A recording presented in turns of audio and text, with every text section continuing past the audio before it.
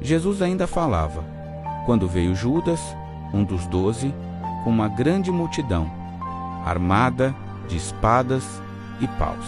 Vinham a mandado dos sumos sacerdotes e dos anciãos do povo. O traidor tinha combinado com eles um sinal, dizendo: Jesus é aquele que eu beijar, prendei-o. Judas logo se aproximou de Jesus, dizendo: Salve, mestre!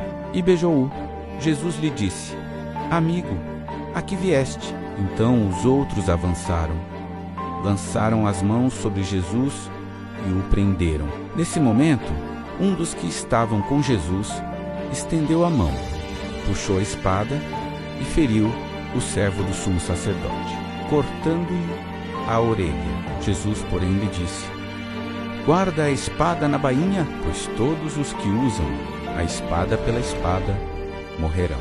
Ou pensas que eu não poderia recorrer ao meu Pai e ele me mandaria logo mais de 12 legiões de anjos? Então, como se cumpririam as Escrituras que dizem que isso deve acontecer? E naquela hora, Jesus disse à multidão: Vós viestes com espadas e paus para me prender como se eu fosse um assaltante. Todos os dias, no templo, eu me sentava para ensinar, e vós não me prendistes. Porém, tudo isto aconteceu para se cumprir o que os profetas escreveram. Então todos os discípulos, abandonando Jesus, fugiram. Aqueles que prenderam Jesus levaram-no à casa do sumo sacerdote Caifás, onde estavam reunidos os mestres da lei e os anciãos. Pedro seguiu Jesus de longe até o pátio interno da casa do sumo sacerdote. Entrou e sentou-se com os guardas para ver como terminaria tudo aquilo. Ora, os sumos sacerdotes e todo o sinédrio procuravam um falso testemunho contra Jesus, a fim de condená-lo à morte, e nada encontraram, embora se apresentassem muitas falsas testemunhas. Por fim, vieram 2 testemunhas que afirmaram: Este homem declarou: Posso destruir o templo de Deus e construí-lo de novo em 3 dias. Então o sumo sacerdote levantou-se e perguntou a Jesus: Nada tens a responder ao que estes testemunham contra ti? Jesus, porém, continuava calado. E o sumo sacerdote lhe disse: Eu te conjuro pelo Deus vivo, que nos digas se tu és o Messias, o Filho de Deus. Jesus respondeu: Tu o dizes.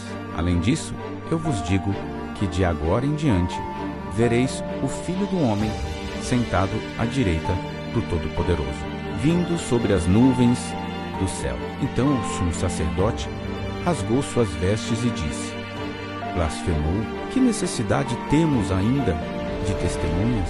Pois agora mesmo vós ouvistes a blasfêmia. Que vos parece? Responderam: É réu de morte. Então cuspiram no rosto de Jesus e o esbofetearam. Outros lhe deram bordoadas, dizendo: Faze-nos uma profecia. Cristo, quem foi que te bateu? Pedro estava sentado fora, no pátio. Uma criada chegou perto dele e disse: Tu também estavas com Jesus, o Galileu.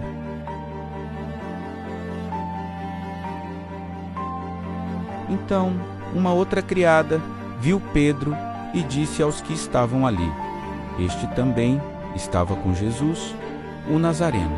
Pedro negou outra vez, jurando: Nem conheço esse homem. Pouco depois, os que estavam ali aproximaram-se de Pedro e disseram: É claro que tu também és um deles, pois o teu modo de falar te denuncia.